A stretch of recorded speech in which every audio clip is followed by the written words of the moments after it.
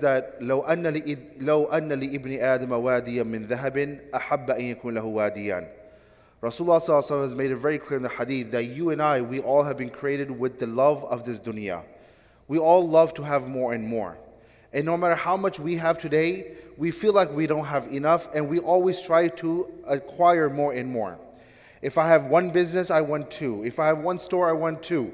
If I have three, I want four. This is how the world that we live in, and this is the nature that Allah has created us with.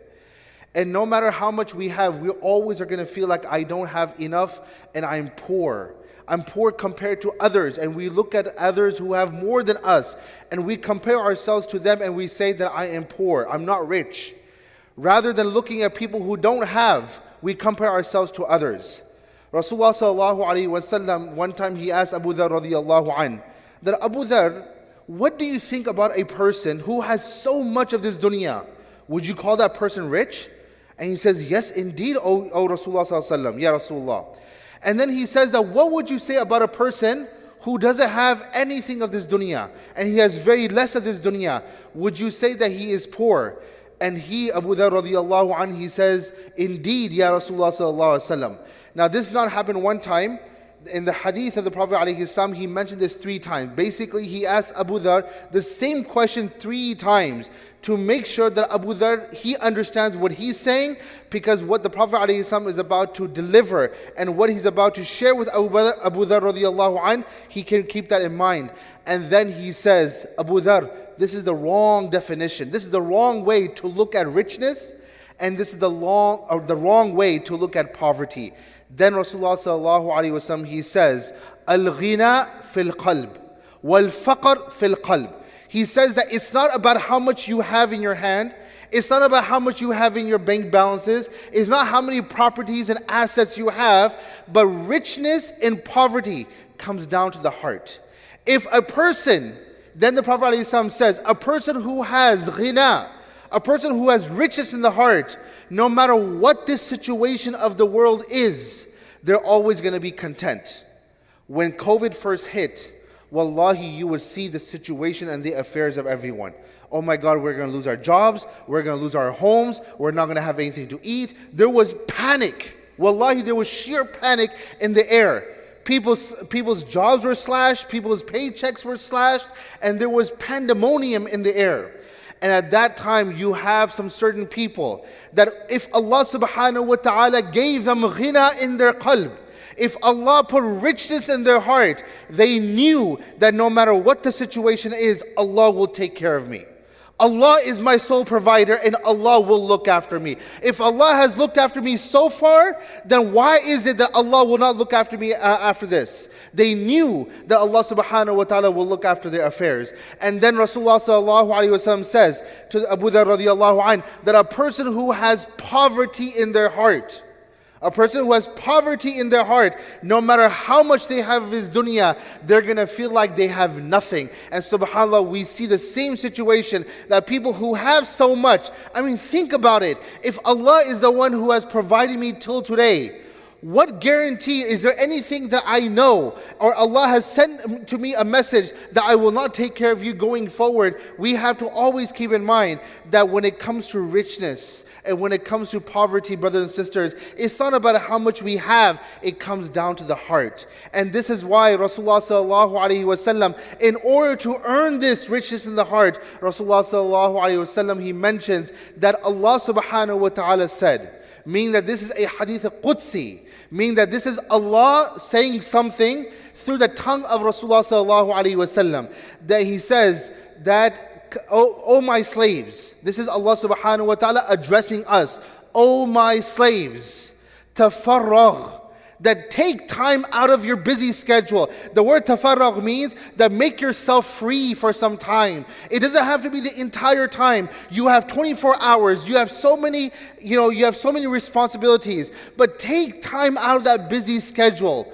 Tafarragh li'ibadati. Take time out of your busy schedule and dedicate that time for my ibadah.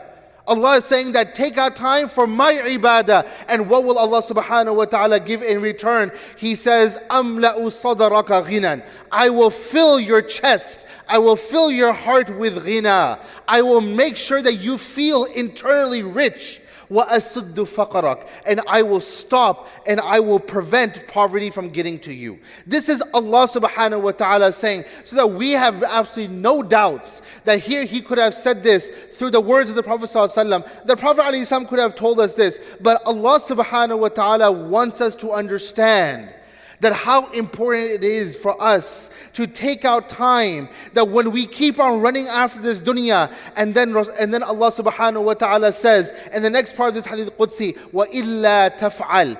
And if you do not do this, meaning what do we don't do?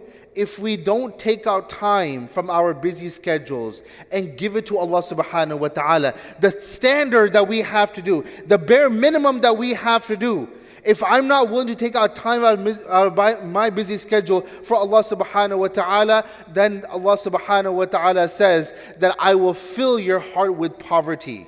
I will, first of all, I will make you more busy, and I will fill your heart with poverty, and you'll keep on remaining busy. This is how it is. That you feel like, let me make myself more busy. Perhaps I can overturn the poverty and I can change that poverty into richness, but not realizing that if we don't take our time for ibadah, Allah will keep us occupied, and He will keep us occupied in such an extent that then we will not have time for His ibadah. And I may be thinking that I will overturn this poverty into richness, but Allah will keep us in a state of poverty. Why? Because deep down in the heart, I'm never going to be satisfied. I'm never going to have that contentment. So this is why we have to, it's not about how much we have. It comes down to the heart. If we have richness in the heart, then we are going to be satisfied. Now the question is that what is a sign of richness in the heart? What does it mean to be rich in the heart? You know, subhanAllah, there are people who do certain things besides ibadah. First of all, is that a person who is connected to Allah subhanahu wa ta'ala, they have such a connection and such a love for Allah subhanahu wa ta'ala that they cannot even really describe what that love is. But they have such a connection with Allah subhanahu wa ta'ala that they cannot explain to others, but they enjoy that connection. They love that conversation with Allah subhanahu wa ta'ala. They don't converse with Allah only once a day. They converse with Allah 5 times a day. And they know that they have this connection with Allah subhanahu wa ta'ala, that I can raise my hands and I can ask Allah subhanahu wa ta'ala, and Allah subhanahu wa ta'ala will give me. Not only that, but then when we do other things that brings us happiness in the heart, when I go and I give food to those who don't have food, and they have a smile on their face, and they say thank you, or they say jazakumullah khair, wallahi, that brings you such happiness in the heart, that a person who has so much of this dunya, and you may not have so much of this dunya, but there is such internal happiness in your heart that there is no money that can buy that happiness, because you know that there is something that I have done well. When you go and you help someone else out, when you go and you do something that is good, when you go and you have performed, for example, Allah has given you tawfiq to go perform umrah, and you perform umrah and you come back and you feel that happiness, that out of the entire dunya, Allah chose me and so many others to go and perform umrah. You know how many people have so much money and they can go for umrah anytime?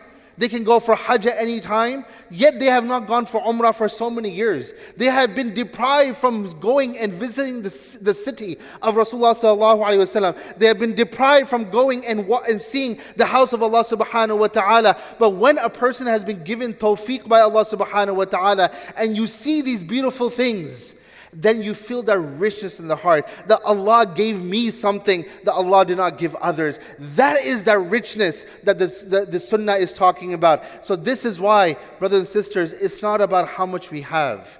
It comes down to the heart. If the heart is rich, then wallahi, you are indeed rich. If you feel that satisfaction and that heart is connected to Allah, then you are internally rich. And that is the true richness of this dunya. And a person and a heart that is deprived from Allah subhanahu wa ta'ala, wallahi, you may have so much, or a person may have so much, but then that means that a person is truly deprived, and that person is a true poor person. Now, one thing that we have to also understand in this, it does not mean that a person who has a lot either, because if the Prophet ﷺ is saying that you may not have a lot of this dunya, but your heart is rich, it does not necessarily mean that a person who has a lot also, it doesn't mean that they are disconnected from Allah subhanahu wa ta'ala. We have this wrong notion, many of us at times, that when we see a person that Allah has given them so much of this dunya, we feel like that they are far from Allah subhanahu wa ta'ala. No, that's not the case. See, the Prophet ﷺ, he didn't have anything.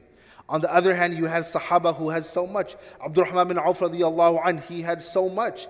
Uthman ibn Affan, he had so much. The point is this, is that if we take out time for Allah subhanahu wa ta'ala's sake, making sure that whatever responsibilities that I have to do from Allah subhanahu wa ta'ala, I take out time for that, that is what matters most. There is nothing wrong in becoming rich. If a person says, I want to become a millionaire, become a millionaire. If a person says, I want to become a billionaire, become a billionaire. No problem, inshallah.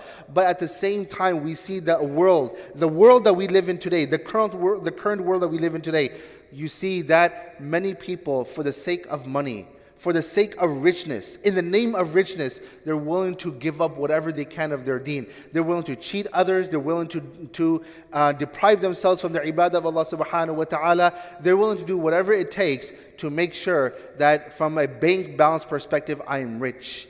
But that's not what richness is. And that is not what poverty is. What we think is poverty and what we think is richness is not. So this is why we keep this in mind, inshallah, and we always take our time for Allah subhanahu wa ta'ala. Whatever our responsibilities are by Allah subhanahu wa ta'ala, we make sure we take our time for that. I ask Allah subhanahu wa ta'ala to make us truly rich on the inside, and may Allah subhanahu wa ta'ala give us a clear understanding of the heart, and may Allah subhanahu wa ta'ala connect our heart to Him. Azza wa Jal, Ameen Rabbil Alameen. Jazakumullah khair. Assalamu alaikum. ورحمة الله وبركاته.